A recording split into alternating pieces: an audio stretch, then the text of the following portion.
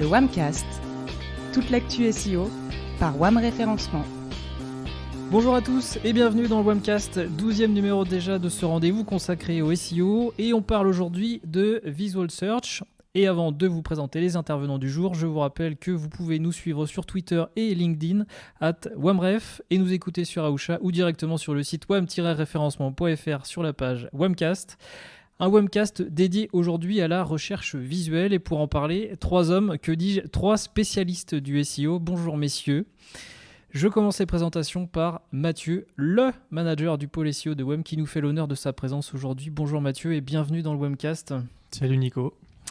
John est à sa droite. Salut John, tu es assistant chef de projet SEO à WAM. Salut Nico. Et enfin, celui qu'on ne présente plus dans ces podcasts puisque c'est déjà sa 3e participation, Maxime. Salut Maxime. Salut. Pour rappel, tu es chef de projet SEO. Entrons à présent dans le vif du sujet avec toi Mathieu. Honneur au chef. Mathieu, peux-tu nous présenter un peu, voire même beaucoup, les grandes lignes du Visual Search côté SEO ? Oui, en fait, aujourd'hui, l'idée, c'est vraiment qu'on puisse faire un peu le tour de tout ce sujet assez tentaculaire au final pour le référencement naturel et les sites web et toutes les stratégies SEO qu'on peut avoir. En fait, les images, on en a tous sur nos sites, et l'idée aujourd'hui, c'est qu'on puisse vraiment faire le tour de tout ce qu'on peut en faire et comment on va s'en servir. Et typiquement, donc, si on prend l'exemple d'un site e-commerce, est-ce qu'on pourrait dire que des produits qui n'ont pas de photos sont des produits qu'on n'achète pas ? Oui, c'est l'idée dans les grandes lignes. C'est pas forcément qu'on va pas les acheter, mais en tout cas, ils auront tendance à convertir moins. Et le principe, c'est que, en tout cas pour le Visual Search aujourd'hui, on puisse voir aussi autre chose. C'est plus large que le simple site web qu'on a tous, et le but, c'est qu'on puisse passer tout ça en vue, quoi. Très bien. Alors justement, avant de se lancer dans les grandes explications, l'un d'entre vous pourrait-il me donner les grandes lignes, en gros, qu'est-ce que ça recoupe comme notion, le Visual Search ? Maxime ? Volontiers. Le Visual Search, qu'on appelle aussi la recherche visuelle, c'est un terme qui est intimement lié à ce qu'on appelle le picture marketing. Ça consiste visuellement pour une marque, par exemple, à créer de la préférence, à développer sa réputation, à exposer son expertise, ou encore à créer un univers visuel relatif à ses valeurs, et pourquoi pas aussi à engager la conversation avec ses prospects et clients. Merci pour le complément d'info. Et donc le champ des possibles pour les images, c'est quoi, Mathieu ? Là, c'est vaste, hein. Comme je disais avant, on a vraiment plein de supports différents qui peuvent être utilisés. Si je dois commencer par un, on va prendre celui qu'on a tous, un site web. Je ne vais pas faire offense aux gens qui nous écoutent de détailler toutes les utilisations possibles qu'on a, mais en gros, si peut-être il y a un point qui est important, c'est le moteur de recherche interne. Quand vous avez un site e-commerce, ou quand vous avez même pour des articles de blog, etc. Si vous avez une recherche, c'est vraiment de pas faire en sorte que ce soit le parent pauvre de votre site au niveau du traitement de l'image, et de bien prendre ça en compte. On va retrouver aussi, par exemple, tout ce qui va être Google Actualité. Quand vous avez des articles de news, des médias, etc., il y a très souvent, quasi systématiquement, des images qui sont liées aux articles. Et typiquement, c'est le genre de choses qu'il faut pas laisser de côté. Le choix de l'image est important. Si on prend un exemple au-delà de l'image, ça peut être des schémas, ça peut être des photos, ça peut être plein de choses. Mais si on prend un exemple sur l'incendie de Notre-Dame de Paris, on a tous vu ce magnifique article qui détaillait par le visuel, et visuel avec un S, hein, en gros, il y a vraiment plein de photos, plein d'images, de schémas qui sont présentés, l'évolution de l'incendie, les dégâts derrière, etc., tout ce que ça a impacté, le travail des pompiers, etc., qui était détaillé. Et en gros, ici, le visuel, il joue un très grand rôle au final dans l'article. C'est pas tant le texte qui accompagnait tous ces visuels, c'était vraiment le visuel qui était l'information et qui apportait le fond du message aux internautes. Et là, typiquement, tu as le double intérêt, c'est que tu optimises ton contenu également via le visuel dans ce genre d'article, quoi.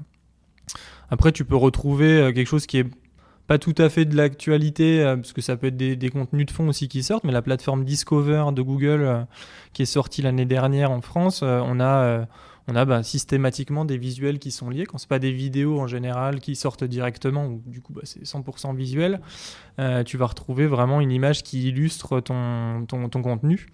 Et là, typiquement, je ne vais pas forcément rentrer plus dans le détail, parce qu'on a un article qui va sortir cet été sur le sujet.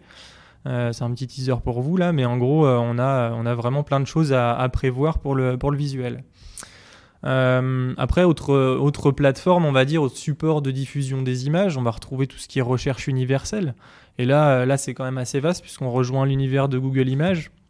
Et tu sais que les galeries qu'on va pouvoir retrouver en fait dans la page de résultats de Google, elles vont pouvoir te servir à trouver de l'inspiration pour décorer ton appartement, ta maison, ce genre de choses. Et typiquement, si je te donne un exemple sur une requête comme piscine design, tu vas vouloir je sais pas, acheter une piscine pour ta maison et embellir ton bien. Bah, typiquement, là, tu as plusieurs choses qui ont pu changer ces dernières années et ces derniers mois sur la méthode de présentation, si tu veux, de cette petite galerie. Tu vois apparaître des boutons de filtrage qui viennent affiner en fait ce que tu demandes. C'est-à-dire si tu tapes piscine design, il va te proposer d'autres mots qui vont caractériser ta requête. Tu vas retomber par exemple sur débordement, piscine enterrée, aménagement, construction. Et là, l'idée en fait, c'est simplement que tu puisses préciser, en tout cas pour Google, ce qu'il veut, c'est que tu précises ce que tu attends comme résultat, parce que piscine design, tu peux avoir plein de choses en tête. Et là, lui, ce qu'il veut, c'est comprendre ton intention de recherche, et puis finalement comment tu te places dans la customer journey d'un acheteur de piscine tel qu'il la conçoit lui de son côté en fait. Tu peux nous redire customer journey? En gros, c'est le parcours d'achat. Ouais, c'est un peu ça. Si tu veux, c'est par toutes les étapes par lesquelles tu es censé passer pour convertir. Maxime, je te vois t'agiter sur ta chaise. Tu veux ajouter quelque chose sur la recherche universelle? Ouais, tout à fait. En fait, les pages de résultats de Google sont dites universelles de par leur grande variété de composants. Et pour être visible, c'est bien de marketing dont on parle.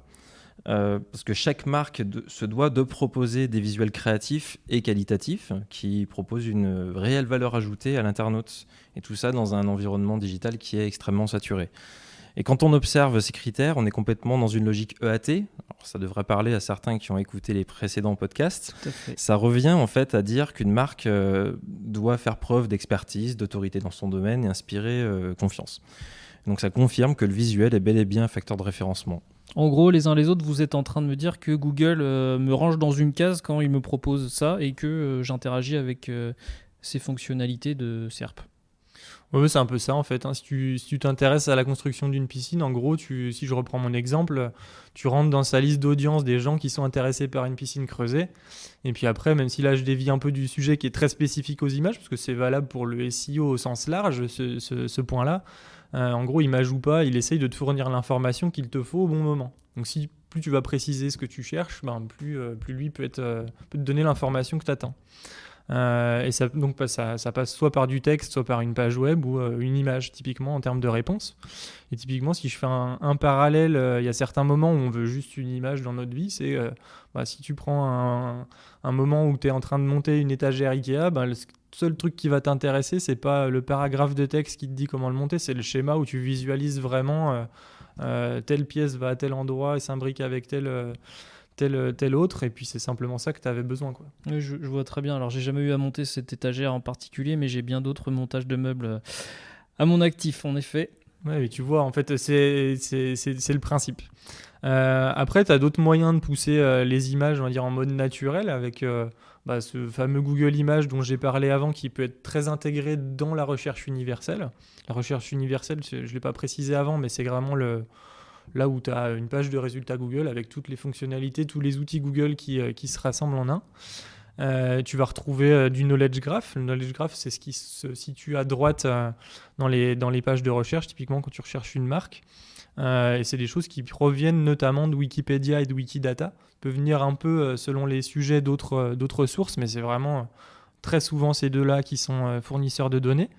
Et typiquement, si tu as une marque qui veut gérer un minimum son image dans le temps, tu as toujours un changement de logo ou ce genre de choses qui arrivent à un moment donné. Et là, tu vois que Google, en fait, son knowledge graph, il n'est pas forcément à jour, quoi. Et qu'est-ce qu'on peut faire donc pour le mettre à jour? Là, du coup, soit tu pries pour qu'il y ait un gentil internaute qui change correctement la page Wikipédia, soit tu le fais toi-même. T'uploades ton logo via Wikidata, et puis tu vas simplement mettre à jour l'information toi-même, parce que c'est quelque chose qui est ouvert, hein, Wikipédia, on peut tous contribuer. Et même si c'est pas super simple à faire, tu dois avoir un compte et l'interface qui est vraiment pas pensée pour les humains lambda. Mais bon, ça va, ça se fait. Si je le fais, tu peux le faire aussi, quoi. Je tenterai le coup. Et sinon, est-ce qu'il y a d'autres moyens de travailler ces images en naturel? Oui. Tu peux prendre l'exemple de Google My Business où tu as vraiment un intérêt très important où tu dois travailler tes photos, en fait tout ce qui est publié dessus. En tant que propriétaire de fiches My Business, tu peux alimenter en contenu ta page et les internautes peuvent le faire aussi, en fait, il y a leurs avis. Et quel intérêt d'avoir des images sur Google My Business ? Bah là, imaginons qu'on est un restaurateur et que par le pur des hasards, on soit en période de confinement, il y a des informations qu'on doit fournir. Et si ton site, typiquement, il est mal conçu comme pour un restaurant, ben là, le principe, c'est que les internautes, ils vont vraiment se tourner vers une source d'information fiable. L'habitude, c'est quand même de se tourner vers Google. Et là, s'ils veulent des infos sur les horaires, la possibilité de l'être livré, de connaître ta carte pendant la période, etc., c'est là qu'ils s'attendent à trouver l'info, quoi. Donc en gros, il faut aussi publier des photos de sa carte et de ses plats, ne serait-ce que pour donner envie de commander. Oui, c'est ça, c'est le principe. En fait, si toi-même, en plus, tu as prévu le coup avant et que tu publies des photos de tes plats quand tu as eu le temps de le faire bien, plutôt que l'internaute qui va publier une photo de ce qu'il a dans son assiette alors qu'il avait commandé en plein rush et que tu as quelque chose qui n'est pas super. Typiquement, la différence entre la photo du Big Mac sur la boîte et puis ce que tu trouves quand tu ouvres la boîte, voilà, c'est pareil, quoi. Oui, l'exemple est plutôt parlant, effectivement. Voilà, c'est ça. Après, plus globalement, tu vas retrouver tous les réseaux sociaux qui vont te permettre de pousser de l'information visuelle aux internautes. Soit parce qu'ils te connaissent déjà et ils te suivent sur Facebook ou Twitter, ou bien parce qu'ils trouvent des photos directement on va dire au gré de leur navigation. En se baladant sur Pinterest, il y a un tableau thématique qui épingle tes photos. Ben là, ils vont te découvrir, quoi. Et puis, tu as typiquement un autre point qui va être non négligeable, c'est la version gratuite de Google Shopping qui est censée arriver en France d'ici la fin de l'année, a priori, de ce qu'ils ont communiqué pendant le confinement. On a déjà vu quelques tests, a priori, qui sont passés, où il y a des internautes qui ont fait des captures d'écran en France de produits qui arrivent. Et là, clairement, c'est la photo du produit qui drive la navigation de l'internaute, en fait. Enfin bref, du coup, on a vraiment pas mal de choses et on peut tenir 2 heures en podcast si on veut détailler tout ce qui est faisable avec des images. Et puis en plus, on traite là aujourd'hui vraiment que de l'aspect naturel. Mais si tu pars sur le payant avec Google Ads, avec Amazon et compagnie, là, t'as encore t'as un champ des possibles encore plus développé. On fait un podcast de 20 heures. D'accord. Donc en gros, on manque pas d'idées pour utiliser les images dans une stratégie SEO. Donc clairement, en fait, c'est pas les idées qui manquent. Et puis tu sais, aujourd'hui, celui qui s'intéresse pas ou peu au sujet, il rate quand même pas mal de choses, en fait. On a tous quelque chose qui est à faire là-dessus. Et même si c'est pas pour tout le monde aussi prioritaire, selon les marchés, en fait, quand tu vois qu'il y a dans une SERP de Google, il y a des images, c'est qu'il y a probablement, en fait, un point important à tenir en compte, c'est que ta cible, elle est sans doute intéressée par le sujet. En tout cas, c'est à toi d'y réfléchir quand tu vois ça. Et typiquement, sur la détection de ce genre de choses, les outils comme SEMrush ou Stat qu'on utilise pour le suivi de mots-clés chez nous, ils nous permettent de détecter ce genre de choses. Et quand tu vois que sur de l'habillement, en tout cas dans l'univers de la mode, sur des requêtes informationnelles ou transactionnelles, comme je sais pas, comment choisir un maillot de bain ou bien t-shirt femme, l'image, tu vas la retrouver systématiquement à un moment donné. Et là, c'est vraiment très important pour donner envie, quoi. Typiquement, sur le deuxième exemple que je donne, le t-shirt femme, tu as directement Google qui te propose des boutons avec les photos de produits en bas pour affiner ta demande. En fait, il essaye de te faire aller plus loin que t-shirt femme. C'est tu veux quoi ? Tu veux des manches longues ? Il essaye de te faire préciser les choses, quoi. Ok, parfait. De ton côté, Maxime, quel est ton point de vue ?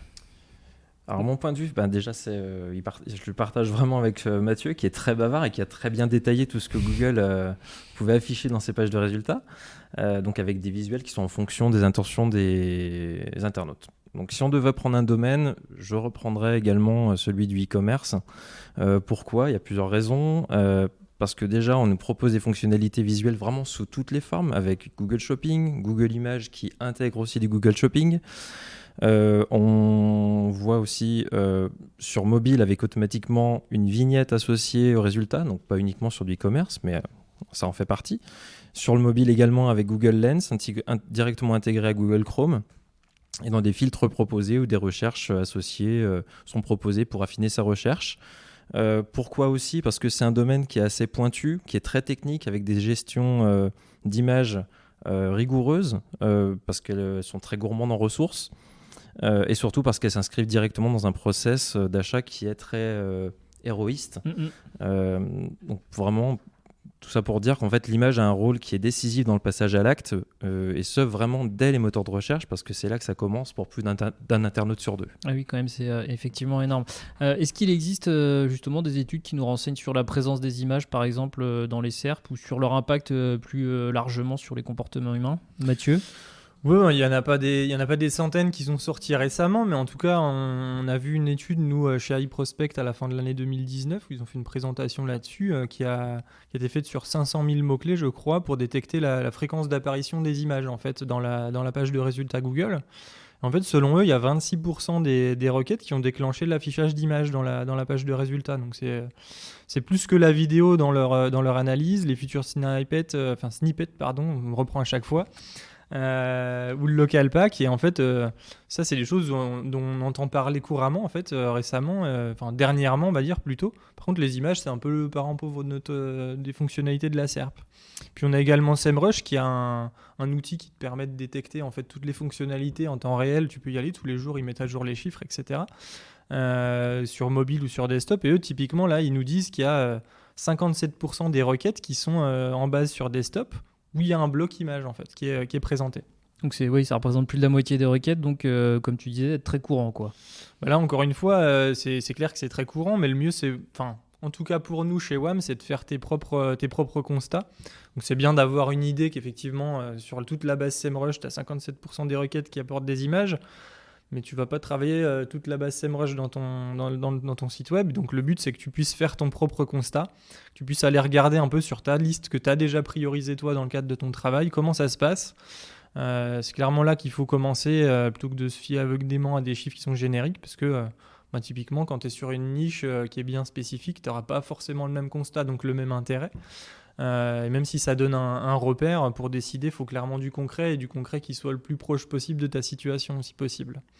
Je vais refaire un peu de pub pour le podcast que David a fait sur tout ce qui est vraiment études comportementales, mais nous, chez WAM, on est vraiment partisans des études maison que tu fais pour ton client, où tu vas regarder vraiment comment c'est fait, et où tu constates qu'en fait, tout le monde n'est pas logé à la même enseigne.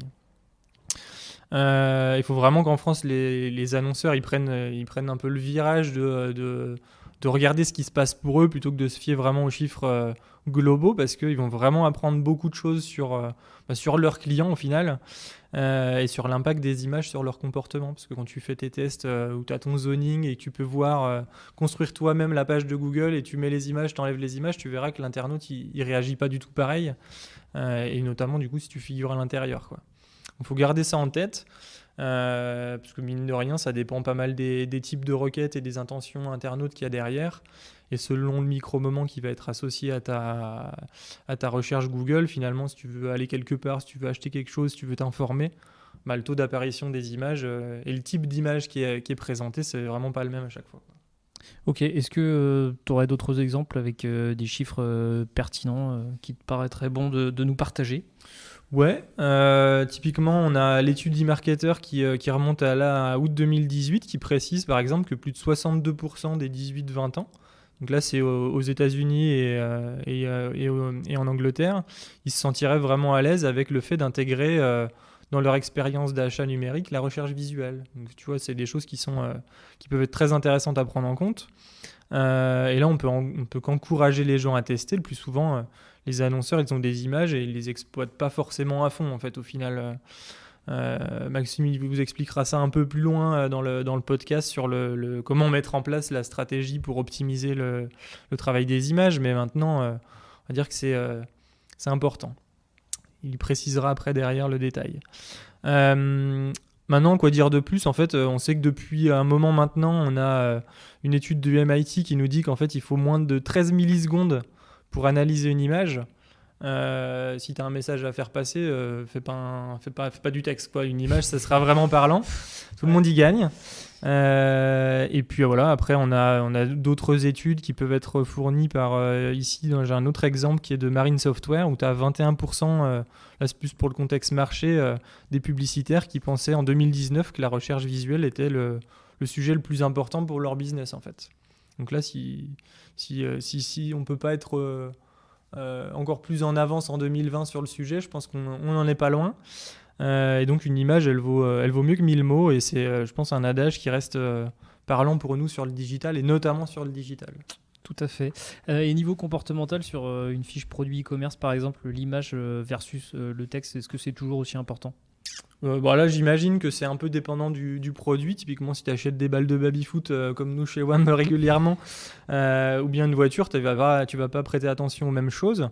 Par contre, on sait typiquement qu'il y a une étude de The Intent Lab qui a été publiée ou qui nous dit 85% des personnes qui ont répondu à leur enquête, en tout cas, nous précisent qu'ils apportent vraiment plus d'importance à l'image qu'au contenu texte. En tout cas sur le secteur des vêtements et des accessoires. Ouais, c'est énorme, ouais. Ouais. Et du coup, la moralité pour nous, en tout cas en SEO, c'est que même si on vous dira toujours qu'il faut bien bosser les descriptifs produits, la partie texte, parce que c'est très important pour Google vraiment associe facilement, on va dire, le texte à l'image.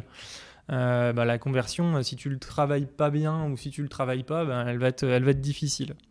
C'est un peu le principe quand tu es sur Uber Eats, c'est que tu es dans le détail du menu qui est proposé par un restaurant. Je suis désolé, je parle beaucoup des restos, mais ça m'a pas mal manqué dernièrement. En fait, si t'as pas d'image sur le plat que tu veux commander, tu vas pas le faire, même si tu as toute la liste d'ingrédients, quoi. Donc voilà un peu les chiffres que je peux te donner. On en a plein d'autres qui sont dans un article de Medium qui a été publié. On vous le mettra dans l'article de blog. Comme ça, toutes les personnes qui nous écoutent pourront retrouver un peu le détail de tous ces chiffres croustillants. Très bien, ça marche. Je sens quand même que tu as envie de nous en partager un petit dernier, non ? Ouais, il y a un article qui est en fait hyper récent, qui a été posté là cette semaine, qui est de Backlinko, où en fait ils nous disent, c'est en relation avec Google Lens, dont John parlera un peu après. Parce que là, je vais parler beaucoup, donc je vais passer la parole. Mais en fait, il y a 90% des images qui sont poussées sur l'outil qui viennent de sites qui sont mobile-friendly. Donc, s'il fallait encore des arguments pour convaincre les gens d'avoir un site mobile qui est optimisé, voilà, il y a encore un argument. Ok, super. Eh bien, déjà, avec tout ce que tu viens de nous dire, je vois mieux l'importance de travailler ces images convenablement. Maxime, une petite réaction ? Oui, clairement. En toute logique, les moteurs de recherche, les principaux moteurs de recherche ou encore Amazon, ils ont bien compris tout ça. Pour citer Pure Navergy, qui est Engagement Manager chez Microsoft, donc Bing, et qui intervient d'ailleurs sur Search Engine Land, qui est une de nos lectures chez WAM, elle dit que la recherche visuelle est le moyen idéal et unique de rechercher quelque chose quand on ne sait même pas comment le nommer. Et une autre citation pour compléter tout ça qui me vient à l'esprit et qui est intéressante, qui vient probablement d'Amazon, c'est que la recherche visuelle est parfaite pour les acheteurs qui sont confrontés à 2 dilemmes récurrents. Le premier, c'est « je ne sais pas ce que je veux, mais je le saurai quand je le verrai ». Et le second, « je sais ce que je veux, mais je ne sais pas comment ça s'appelle ». Et c'est vrai que la plupart du temps, on est amené à faire une recherche sans vraiment visualiser à l'avance ce qu'on souhaite.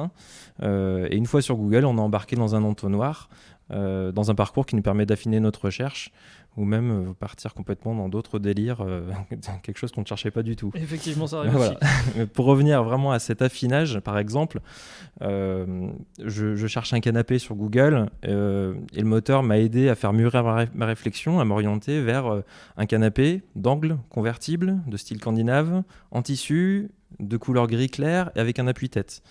Donc une fois arrivé sur une page de résultats qui est hyper quali, je sais pas vous, mais ma sélection va être principalement influencée par le visuel avant tout. J'entends par là en fait la qualité de la photo, la mise en contexte du canapé dans une pièce. On peut avoir aussi son association avec un autre meuble ou voir carrément une famille être confortablement installée. Ça permet de se projeter, oui. Complètement. Et bien sûr, au-delà de tout ça, bien sûr, il y a le prix et la marque qui vend ce canapé.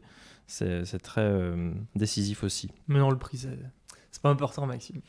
Seule l'expérience compte. Et pourtant. Donc, c'est ni plus ni moins un cas concret de Visual Search expérience.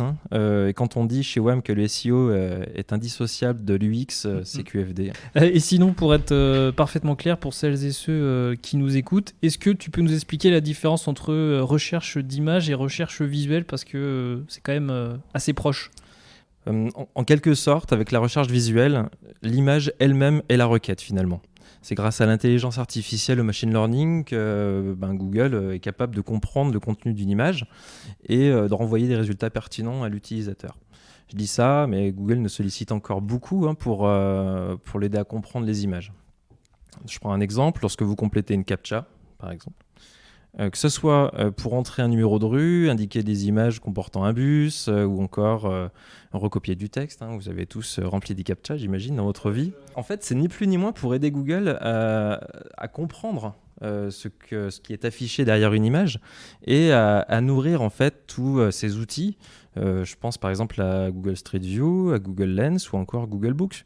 Donc pour répondre à ta question, la recherche visuelle, elle va vraiment au-delà de la recherche écrite sur Google. Ok, ça marche. Et si on rentre dans le dur maintenant, côté technique, pour arriver à bien travailler, j'imagine que les marques doivent faire de gros efforts pour travailler le référencement des images sur leur site. Alors c'est inévitable, donc pour avoir de la visibilité sur les moteurs de recherche et au-delà, il y a un travail rigoureux et d'anticipation qui doit être mené. Donc, ça peut être soit dès la création d'un site web et encore plus sur le long terme, parce qu'une mauvaise gestion des images peut impacter de manière globale la performance et la visibilité d'un site. Donc dans notre travail au quotidien, on prête une attention particulière au traitement qui est fait aux images proposées sur un site, vraiment dans une optique de génération de trafic, d'engagement des utilisateurs. On travaille la marque et bien sûr d'un point de vue critères de référencement, puisqu'on travaille pour Google avant tout. Et concrètement, comment ça se passe? Comment tu travailles là-dessus? Automatiquement, dans nos actions, dès qu'on se penche sur une problématique qui est celle de la gestion des visuels, on pense tout de suite à 3 personas et on tente de répondre à plusieurs questions. Donc là, une première persona, c'est bien sûr l'utilisateur. Il pourrait avoir des questions telles le visuel est-il qualitatif et met-il assez le produit ou le service en valeur? Est-ce qu'on y voit vraiment le reflet de la marque dans cette image? Donc là, on est vraiment sur de l'engagement et sur le site. Le moteur de recherche est une deuxième persona, il ne faut pas l'oublier bien sûr. En tant que Google, est-ce que je vais pouvoir découvrir chaque visuel? Donc là, c'est une question d'indexation. Est-ce que je vais pouvoir prendre tel visuel en compte en tant qu'élément contextuel dans une page? Donc ça va servir vraiment pour le positionnement, la compréhension de la page, du message. Est-ce que le visuel apporte une réelle valeur ajoutée au message? Est-ce qu'il n'altère pas l'affichage de la page? Là, c'est vraiment de l'UX. Et enfin, troisième persona qu'il ne faut surtout pas oublier, c'est le webmaster, puisqu'il va se poser aussi tout un tas de questions qui pourront être comment est-ce que j'intègre un visuel correctement dans une page? Comment est-ce que je range mes visuels dans des dossiers en back-office? Quels sont les visuels qui sont à prioriser sur un site? Quel format, dimension, poids? On y reviendra. Et bien sûr, quels sont les impacts en termes de ressources serveurs? Donc à partir de toutes ces problématiques et ces 3 personas, on devrait a priori être en mesure de procéder à des optimisations correctes pour les images sur un site. Et, très bien. Est-ce qu'il y a quelques points d'attention, des conseils? Je pense que ceux et celles qui nous écoutent pourraient être fortement intéressés. Alors oui, de toute façon, la liste est très très longue. On a bien vu le poids que représentait le visuel au-delà du moteur de recherche pour un site.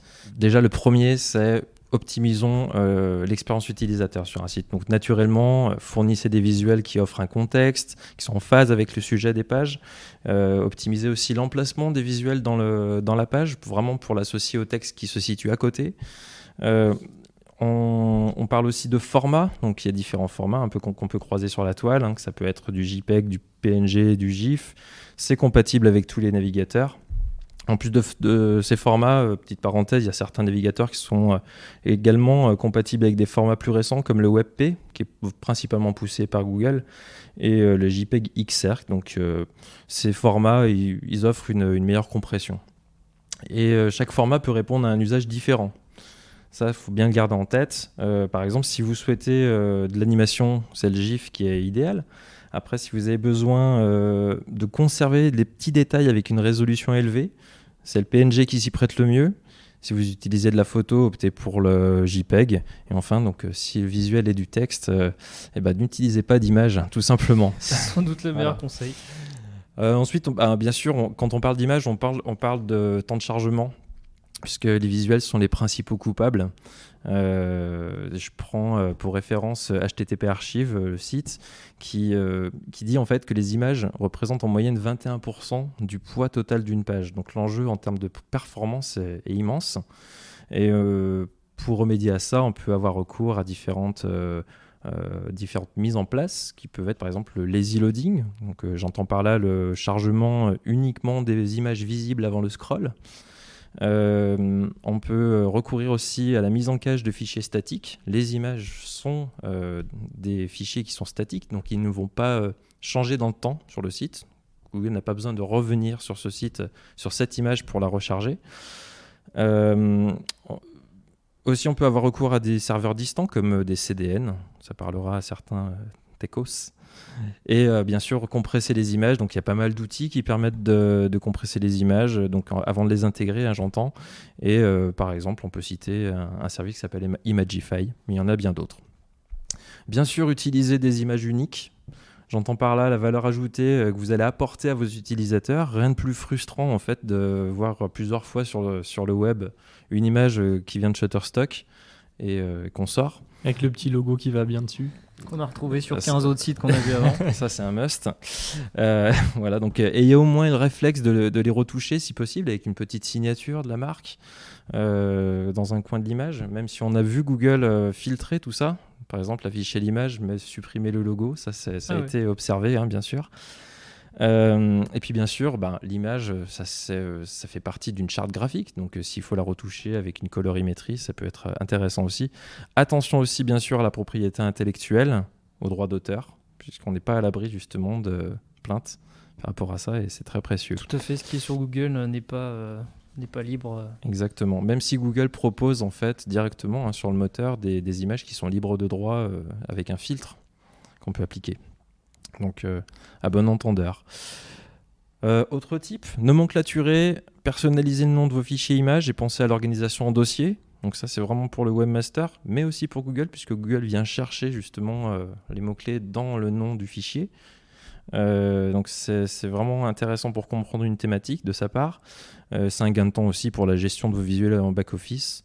Voilà. Ouais. Puis là-dessus, je me permets de te couper un peu la parole, mais si je peux rebondir, en fait, ce qu'on constate, nous, quand on travaille sur l'optimisation des sites de nos clients, c'est que si c'est pas systématique, c'est vraiment très très souvent les fichiers qui sont uploadés dans les CMS, en fait, le nom du fichier n'est jamais travaillé, quoi. On a un identifiant qui sort de nulle part qui est mis, ça se termine en .jpg ou en .png et on perd complètement finalement sur le nom du fichier en lui-même la valeur, on va dire, sémantique qu'on aurait pu lui attribuer. Il n'y a pas un mot qui est parlant, qui décrit l'image, il n'y a rien. Et ça, c'est carrément s'il y a des développeurs ou des webmasters, je ne sais pas qui s'occupe de faire ces configurations, mais s'ils peuvent permettre l'édition des noms de fichiers à l'upload, ça serait vraiment sympa. En tout cas, d'arrêter, s'il vous plaît, de renommer, de mettre un identifiant alphanumérique qui n'a aucun intérêt. C'est un message. Oui, c'est une bouteille à la mer. Ah, c'est un vrai casse-tête, c'est clair. Donc, merci Mathieu pour ton complément. Autre type, là c'est vraiment très très logique, je pense que ça parlera au plus grand nombre, c'est vraiment de proposer automatiquement un attribut alternatif et une balise title, autant que possible, hein, pour la balise title, et puis aussi une légende quand c'est nécessaire, vraiment pour décrire ce qu'on voit dans le visuel. C'est pour de la contextualisation.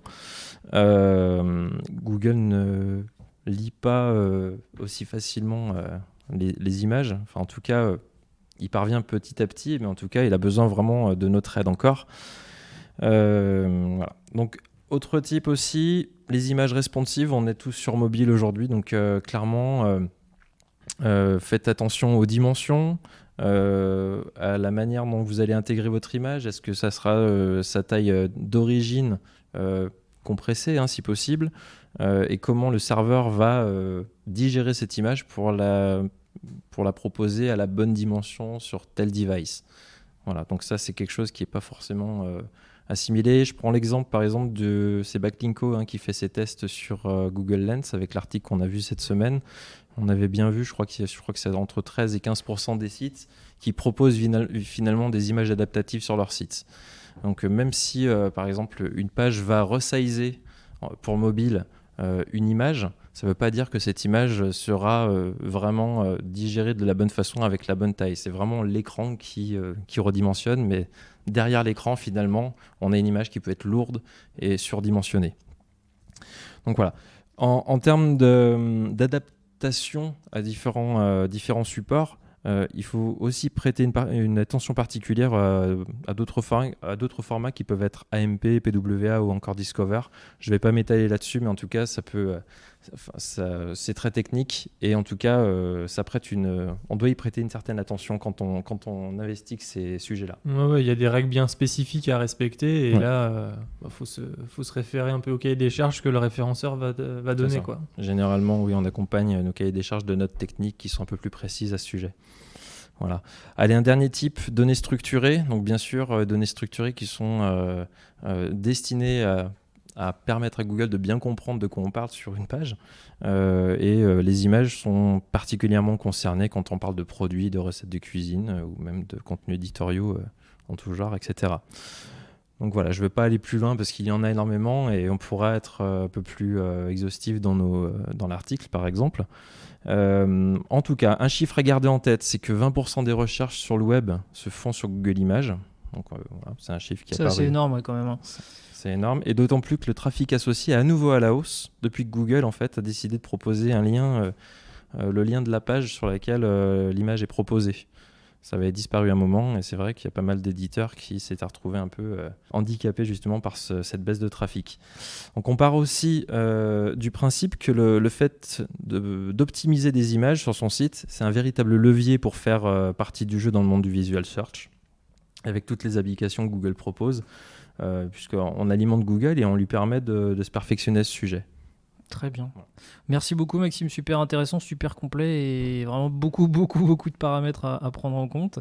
Je me tourne à présent vers toi John, tu vas nous présenter les innovations liées aux images, c'est bien ça ? Ouais, c'est bien ça Nico, et je voulais en particulier vous parler de Google Lens, qui est un outil qui est encore peu utilisé et que peu de personnes connaissent, je pense, surtout en France. Mais c'est pourtant assez bluffant, je trouve. Alors intéressant, qu'est-ce que tu peux nous dire de plus ? Alors Google Lens, c'est un outil de reconnaissance d'images, donc de recherche visuelle, qui est développé par Google à base d'intelligence artificielle et de machine learning. Et à son lancement, il était disponible seulement sur les téléphones de Google, donc les Pixel.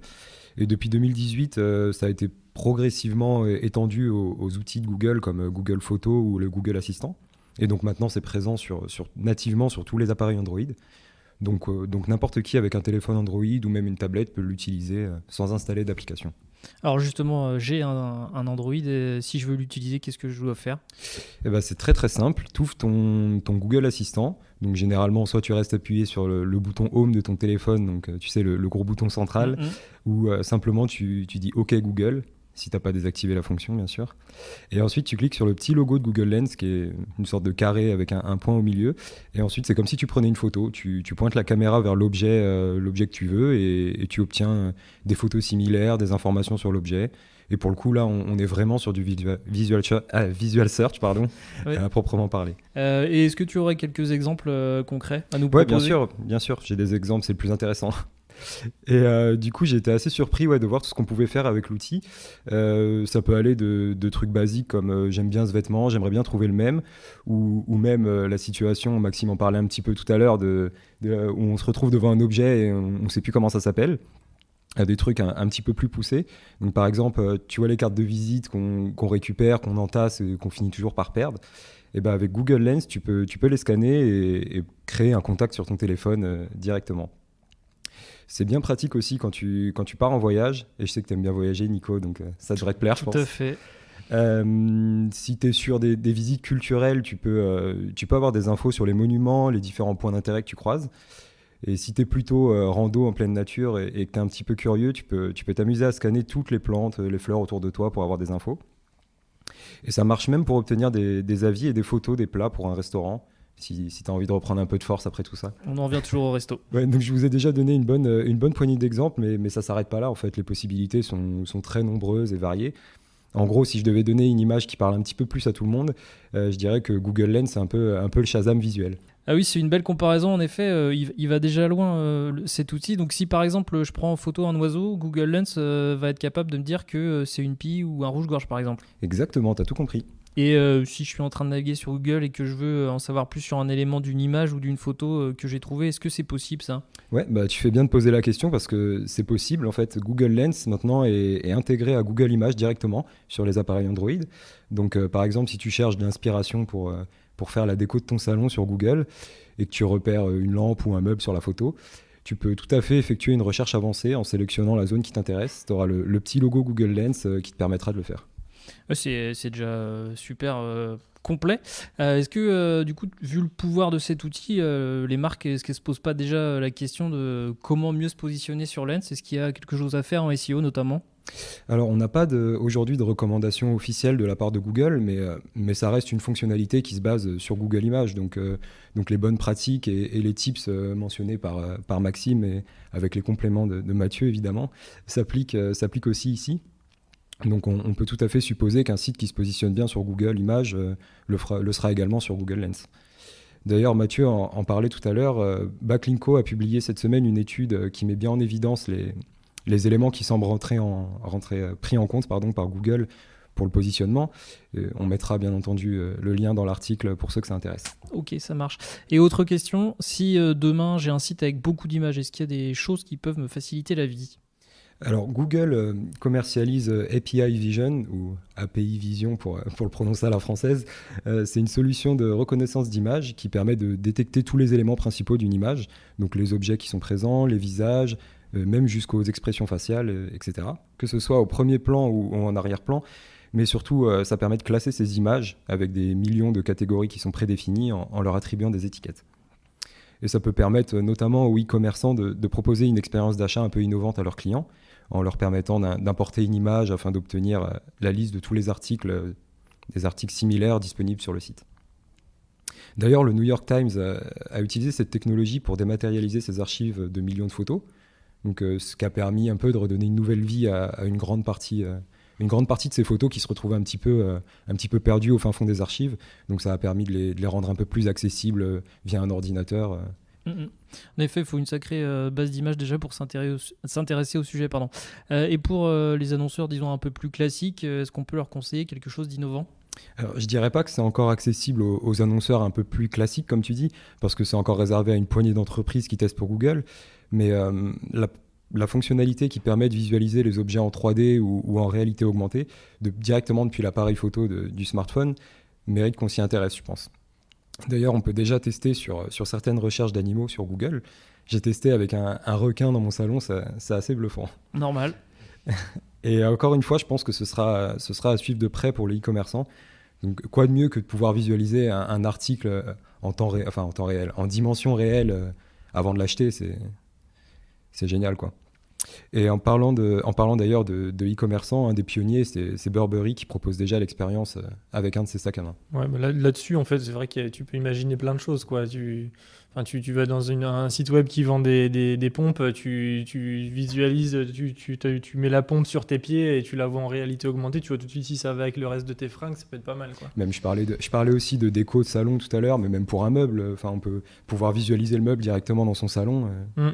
Oui. C'est bien, John, à chaque fois que tu prends la parole et qu'on t'écoute, on a l'impression d'être dans James Bond et que tu vas nous proposer des nouveaux gadgets. En tout cas, tu nous fais à chaque fois découvrir des outils et des fonctionnalités assez surprenants. Est-ce que vous voulez compléter ou est-ce qu'on s'en tient là ? Ouais, ça va, on en a déjà dit pas mal. C'est déjà bien complet. Bon, très bien. Écoutez, on va conclure ce podcast. Merci messieurs de nous avoir éclairé de vos lumières. Merci pour toutes ces informations donc, sur la recherche visuelle. Et merci à vous de nous avoir suivis. N'hésitez pas à réagir à ce podcast sur le site wam-référencement.fr, sur Aoucha et sur les réseaux sociaux, LinkedIn et Twitter, @wamref. Vous pouvez aussi partager ce Wamcast sur vos réseaux sociaux. Sur ce, je vous donne rendez-vous d'ici 2 semaines pour un nouveau Wamcast. D'ici là, portez-vous bien. Salut!